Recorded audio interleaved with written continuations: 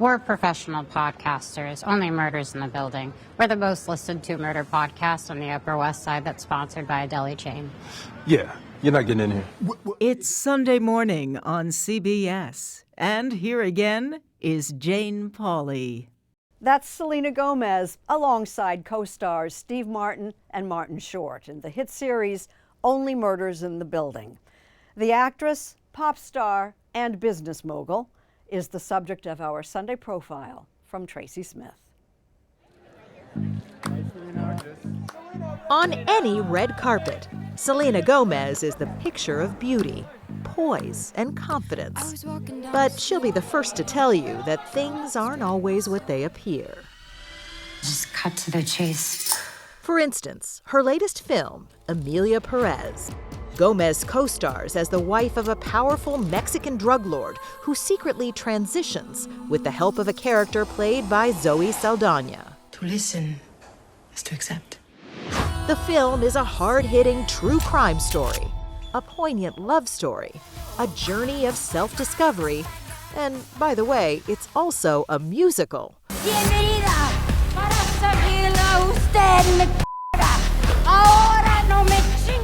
But somehow, it all works. At the end of a shooting day, what were you like? What were you feeling? Usually a little sore from the dance numbers.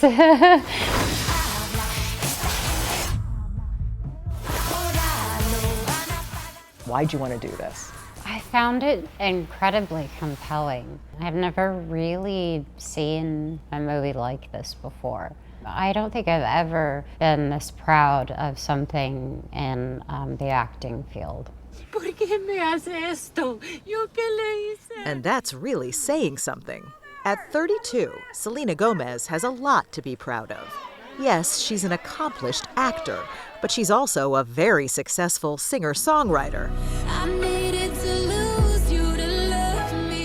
And thanks to her wildly popular Rare Beauty line of cosmetics, she's a billionaire, yep, and a very active philanthropist.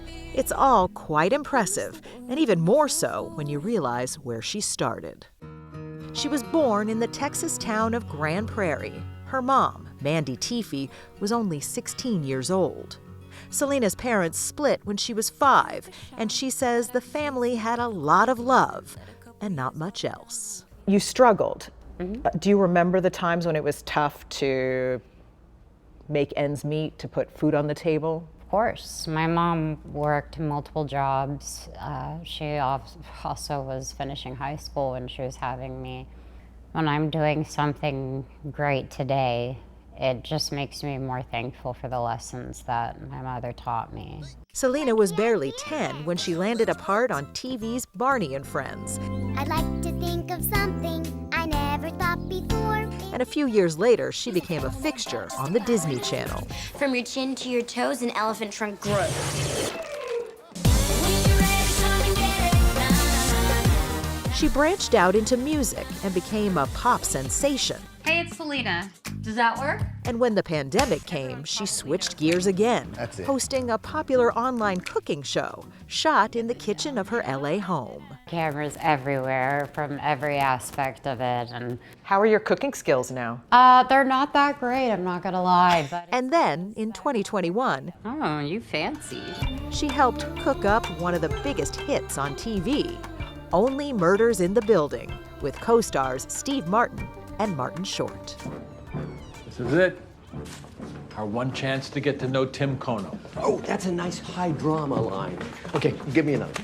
Why? What was the matter with that one? Nothing, it was perfect. It was just reeking of your years on CBS.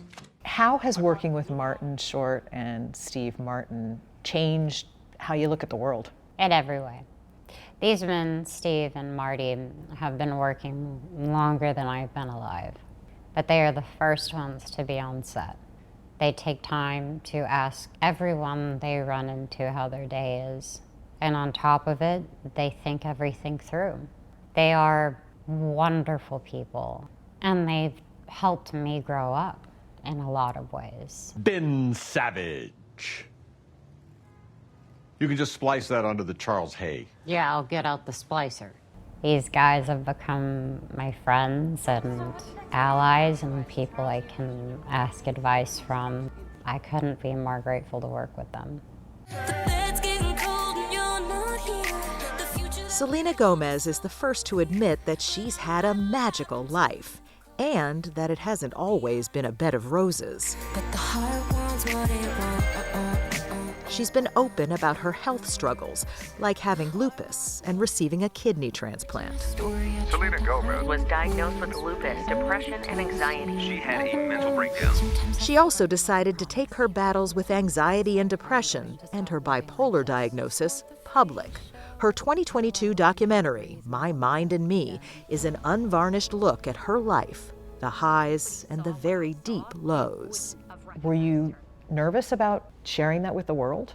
A little bit.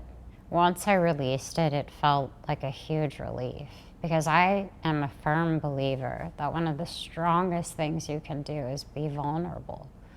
And that doesn't mean you have to pour your heart out to everyone. But I made that choice because I knew I wasn't the only one that felt that way. And if my world was already out there for everyone to see, I'd like to tell my part of the story.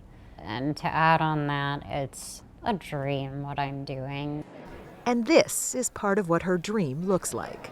She held a benefit last month for her Rare Impact Fund, a charity aimed at helping young people who suffer from the same mental health challenges she's been through. Of all the things you do, yes, and you do a lot, how important is this? This is probably the most important thing to me besides my family, but this is the cherry on top of everything. It seems another high point is her relationship with music producer Benny Blanco. You talked a bit about your personal life, so I'm just going to ask a tiny bit about one of the sexiest men alive in People magazine. That's my man. What'd you think when you heard that? It was very charming. To know that there is someone in the world that deeply cares about every tiny detail about who I am.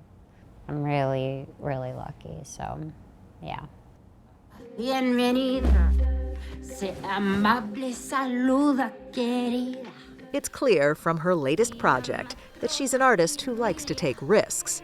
My mind and me, we don't get along sometimes. But Selena Gomez's gutsiest move has been sharing her real self, and that has made all the difference. I mean, the reaction in general has been overwhelmingly positive, hasn't it? Sure, maybe. Maybe. It's not that I really need anyone's approval. I think I'm okay with where I am and who I am, and I'm glad. I'm glad that I finally got there.